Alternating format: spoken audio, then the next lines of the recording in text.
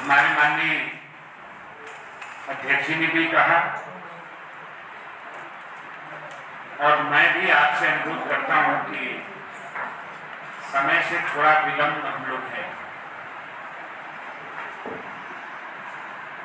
इस नाते देर से आया, इस बात के लिए आप सबसे मैं क्षमा प्रार्थी भी हूं। आप सब लोग जानते हैं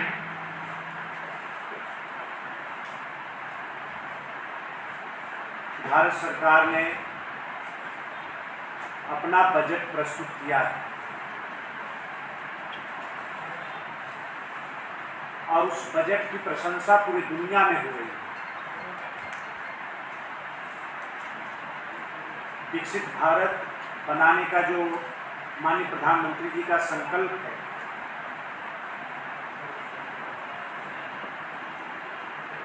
भारत को आत्मनिर्भर बनाने का जो उनका संकल्प है, साथ ही 2023 तक दुनिया की तीसरी बड़ी अर्थव्यवस्था बनाने का जो संकल्प है, मैं समझता हूं कि उस संकल्प को पूरा करने के लिए भारत सरकार ने इस बजट के माध्यम से एक मजबूत कदम आगे बढ़ाया है। आज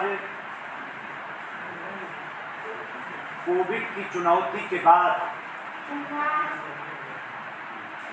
भारत की जो विकास दर है, आज दुनिया में नंबर 1 पर है।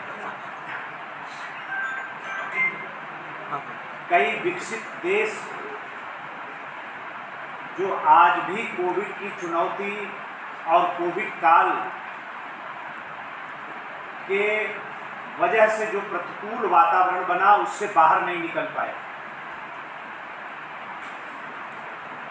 लेकिन ये माननीय प्रधानमंत्री जी का संकल्प और उनके नेतृत्व का सामर्थ्य कि भारत ने उस कठिन समय का भी सामना किया और भारत की ग्रोथ रेट को आज दुनिया में पहले स्थान पर पहुंचाकर एक उदाहरण भी दुनिया के सामने प्रस्तुत करने का काम किया।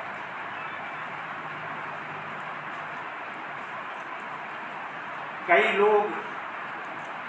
इस बात को बार बार कह रहे हैं, हाउस के अंदर भी और बाहर भी, कि पुराने ढर्रे पर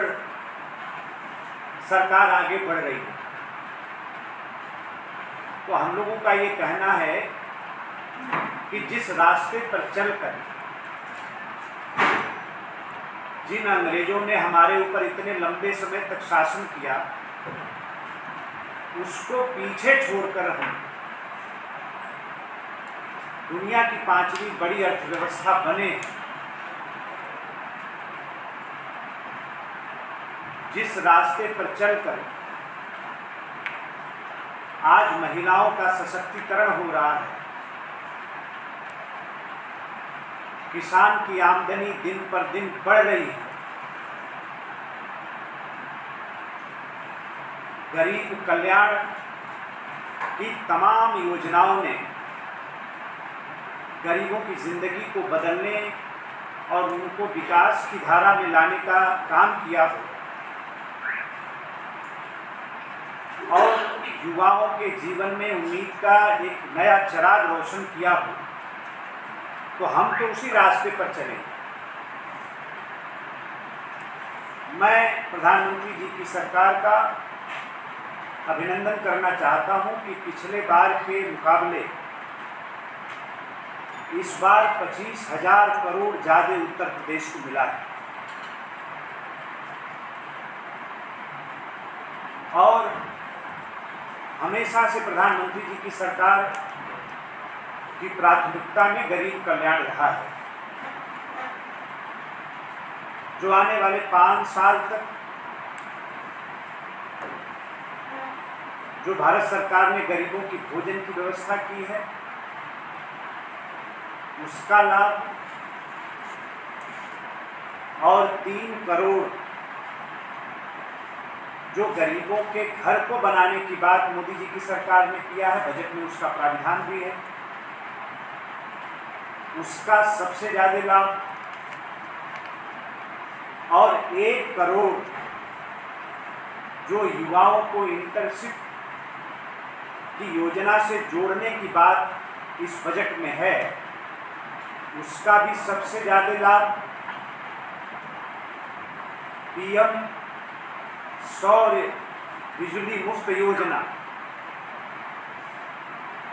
1 करोड़ गरीबों के घर को रोशन करने का जो संकल्प इस बजट में प्रस्तुत हुआ है, उसका सबसे ज्यादा लाभ।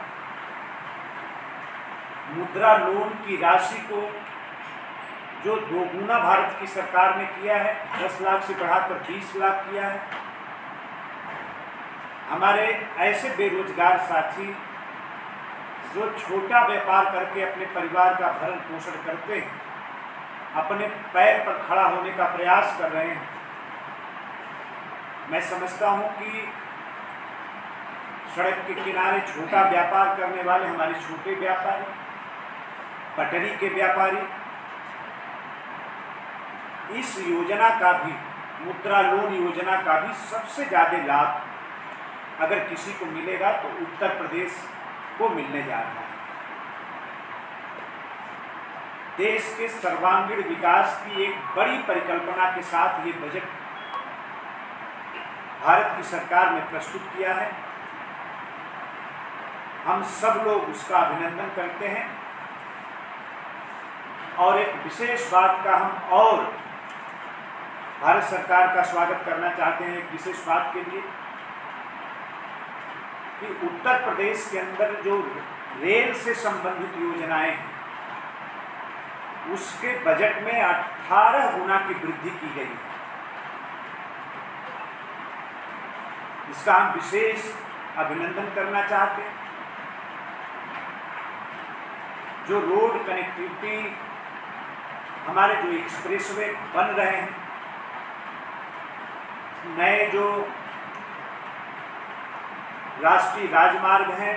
प्रदेश के राजमार्ग हैं, उनकी जो योजनाएं हैं, उस पर किसी भी प्रकार के बजट का संकट नहीं आएगा, इस प्रकार का आश्वासन भारत की वित्त मंत्री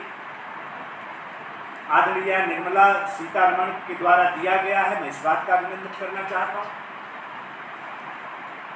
और राष्ट्रीय औद्योगिक कॉरिडोर बनाने की बात इस बजट में जो कही गई है,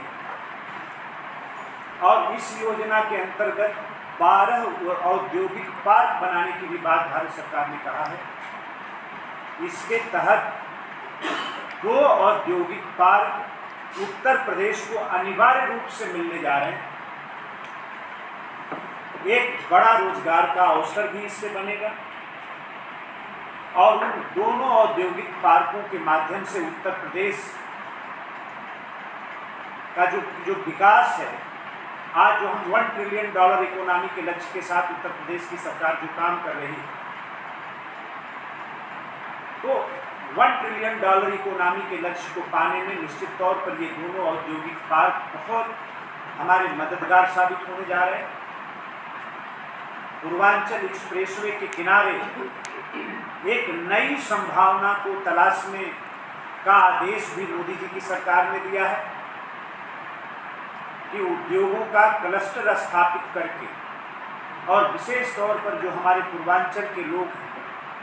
उनको कैसे रोजगार का अवसर उपलब्ध कराया जाए, कैसे बेरोजगारी दूर की जाए, और उत्तर प्रदेश का विकास